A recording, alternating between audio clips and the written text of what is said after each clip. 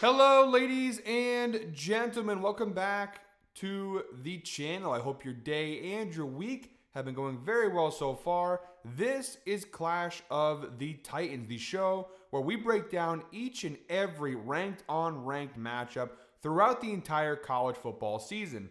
In today's video, we're covering number 18 ranked USF going on the road to take on number 5 ranked Miami, a fun Florida matchup. And as always, guys, I've got some great picks to go ahead and share with you. But first, as always, people, please make sure to go ahead and hit the subscribe button, hit that like button, and drop a comment down below. It really does help the channel grow, and it also really does mean a ton to us. This is one of 3 Clash of the Titans videos I'm doing this week. I've already put out my Georgia-Tennessee pick, so if you haven't seen that video, go ahead and check that out. Later on today, we'll have our week 3 full college football slate picks video coming out, and then later on, we will also have our Texas A&M Notre Dame picks as well. So make sure to check out all of those videos for college football here on the channel. Now, funny enough, I did not think, even a week ago, this game would be on Clash of the Titans, at least not now, right?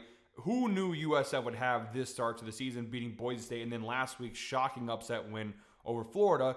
I thought Florida LSU would be our 3rd ranked game, but we get USF, South Florida, of course, and Miami. And look, guys, maybe I'm way off in my view of this game, but I see this game very, very clearly. So we're going to start off right away with our first pick in today's video. All the picks kind of lean in one direction, so if I'm wrong, could be a little dicey. By the way, go ahead and comment down below what you think about this game, who you think is going to win, your favorite plays. Go ahead and comment down below, have a conversation about what you think about USF at Miami. All right, our first pick in today's video, we're going straight up with the spread pick. We've got Miami minus 17.5 against USF. Now, we're grabbing this one for minus 105 over on FanDuel. It is available on a number of different sports books for varying odds. So some really great value on this play. I want to start off by giving USF their flowers here. They are an incredible story to start the college football season off. Non-ranked team, they have 3 straight ranked games to kick off their 2025 season. They beat Boise State, and then more importantly, they upset Florida last week, and I think nobody saw that one coming. I believe Florida was like at least a 2, maybe 3 touchdown favorite in that game. So the story of USF has been fascinating to follow to start this year, and they are rightfully ranked. You win 2 ranked games to kick off the year, I think you definitely deserve to be ranked in the top 25. They're a fun story, and now they get to travel to Hard Rock Stadium, take on the Hurricanes, who have had a very solid start to their season. They started off ranked number 10 in the country, they now jumped up to number 5. That's a great deal due to their win over Notre Dame, my Fighting Irish in the season opener. And then they had a much easier match in week 2 that they obviously took care of business against. So number 5 Miami, number 18 USF. And as great as the story of USF has been, I gotta be honest here, I love Miami in this spot. And I think you can poke some holes into USF's 2 wins. I don't want to discredit them. They earned those wins. They were fantastic in those games. But I do think you can poke some holes into USF. Wanted to make sure I was recording there for a second. The screens were kind of lagging. All right. When talking about USF here, look, again, it's impressive what they've done, but you could argue that Boise State, yes, they were ranked, but they were ranked in part due to the success they had last year, obviously being a college football playoff team. Boise State this year, though they're still a decent team, they are nowhere near the team they were a year ago. And then looking at Florida, I hate saying this because it feels like I'm discrediting USF, and they deserve all the credit for the start they've had. But it does feel like Florida lost that game more than USF won that game. Florida basically just shot themselves in the foot. They had drop passes left and right. They had turnovers, bad decision making. It was just a bad all-around effort. And although USF has something to do with that, I also don't think USF really has been, from either offensive or defensive standpoint, super impressive. Yes, they've won these games, and it's tough competition. But again, we look at the Boise State game. They beat them 34-7. Again, very strong win to kick off the year. I think that says more about Boise State. They were ranked because of last year. Do they deserve to be ranked that high? I think they're not that good of a team anymore. I don't think they're a ranked caliber team. Yes, it counts as a ranked win for USF, and credit to them for beating Boise State, but I think we have to kind of temper our expectations for what Boise State is supposed to be this year. So take that with a grain of salt. And then the Florida game, again, very great win, but that was more Florida beating themselves than it necessarily was USF dominating and beating them. Again, they have something to do. They deserve credit for the win, but one more time, that was more Florida just kind of crapping their pants. Now, you guys might think I'm just talking on my ass here. Let me go ahead and give you guys some numbers to go ahead and back this up. Now, you might say, well, they played 2 tough games. Of course, the numbers aren't going to be where a team like Oregon, for example, where they played FCS schools in Oklahoma State, which at this point is basically an FCS school, okay? But the numbers are not great, all right? They're tied for 81st in scoring offense, averaging 26 points per game through 2 games. They are tied for 41st in passing yards, tied for 100th in rushing yards. This team is not a very good running team. You know, they give up a healthy amount of sacks. They don't really have a great offensive line. Not great. And then you look at the defensive side of the football. Now, from a scoring defense perspective, they are in the top 30, which is obviously very, very strong. They held Florida to 16, Boise State to 7. But look at the numbers here. Teams are still moving the ball on them. 100th in passing yards allowed, 67th in rushing yards allowed, tied for 73rd in yards per play, giving up 4.8 yards per play. That's not ideal. And their pass rush is basically non-existent. They only had 3 pressures basically the entire game against Florida. They had a clean pocket for the majority of that game. That's insane. That is absolutely insane that Florida had that clean of a pocket. USF barely got to DJ Lagway.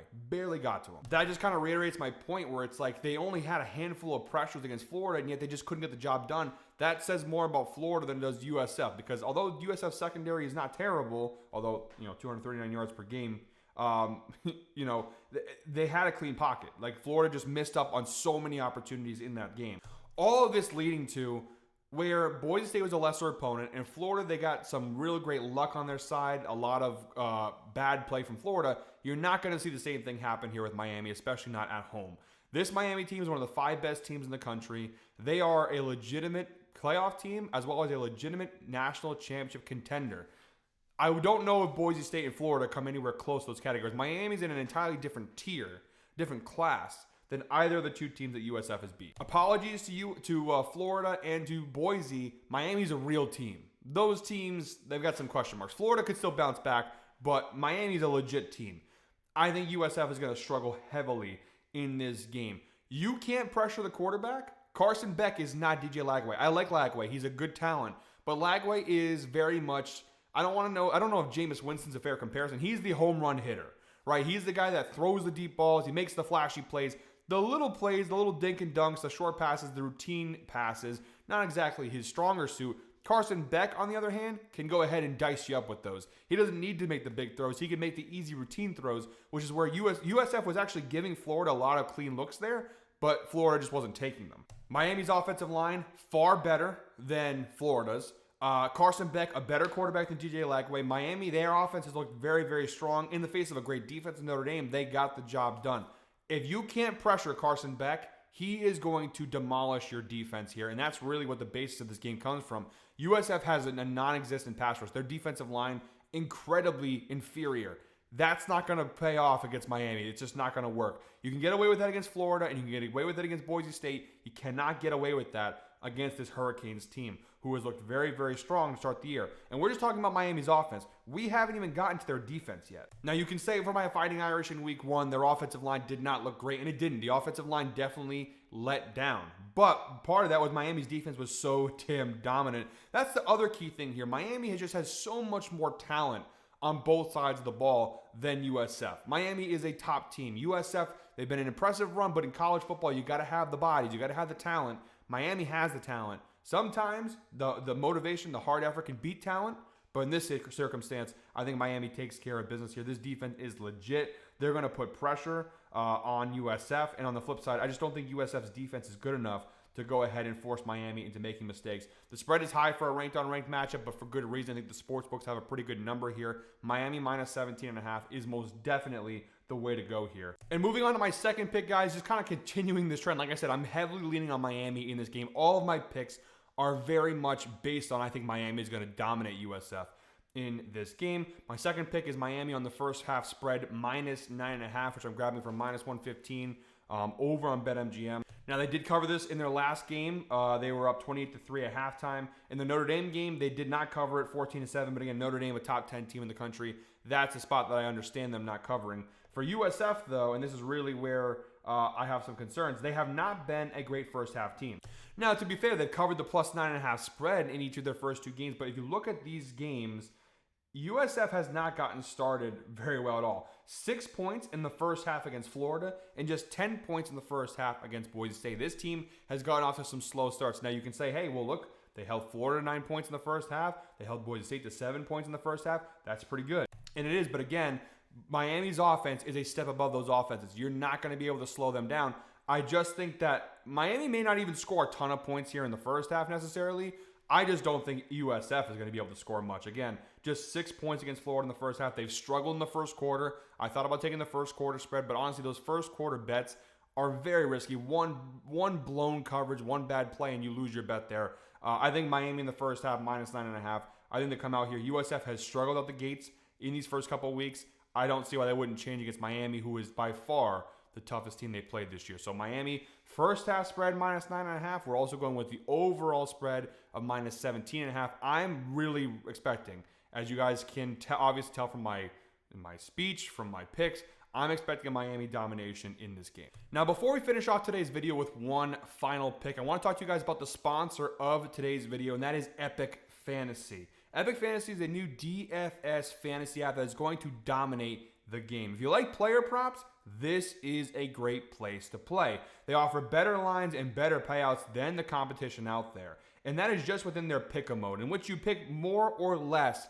based on player stats. All right, the really unique thing about Epic is the fact that you can actually go into the fade 'em section and fade other players' entries. It's another wrinkle they throw into this here. Yes, that is correct, okay?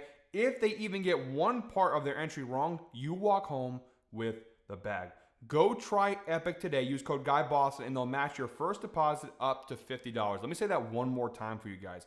Go to Epic today, try it out, use code GUYBOSTON, and they'll match your first deposit up to $50. We have a link down below in the description as well as in the pinned comment, but make sure you use code GUYBOSTON to go ahead and trigger that promo. Special thank you to Epic Fantasy for sponsoring today's video. All right, guys, in our third and final pick in today's video, I'm going with Miami. Team total points over 35.5. A clean sweep here for Miami. I think they win the spread. I think they have the first half spread and the team total over all Miami in this game. I'm grabbing this for -130 on either FanDuel or DraftKings. You guys obviously can go ahead and decide between the two, whichever you guys prefer. Miami over 35.5 points. So far this year, they've cashed the over in 1 and 2 games. They scored 45 in their last game. They scored 27 versus Notre Dame, but again, Notre Dame, one of the best teams in college football.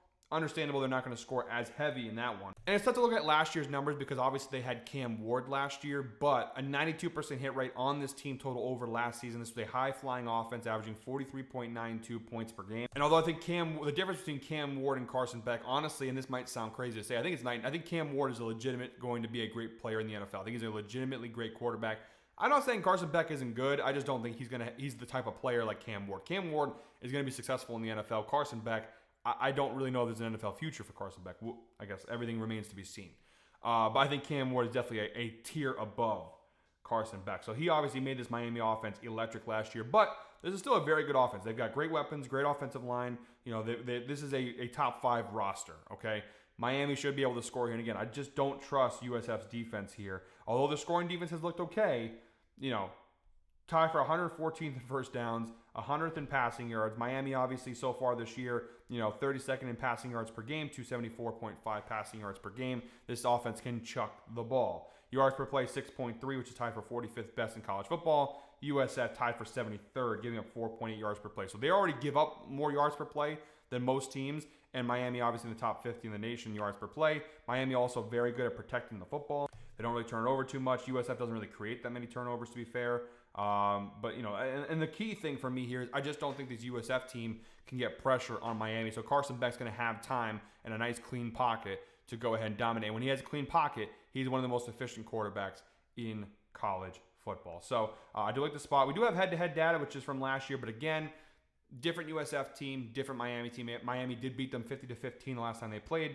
But again, it's tough because this USF team clearly is different and Miami is clearly different. But I don't know if we'll necessarily see this outcome, but I do think Miami can win this game something along the lines of 40-21, something like that, maybe even 40-17. So I like Miami a lot, as you can clearly tell in this spot. All right, guys, that is it for me today. Thank you very much, as always, for watching. One more time, please make sure to go ahead and hit the subscribe button, hit that like button, and drop a comment down below.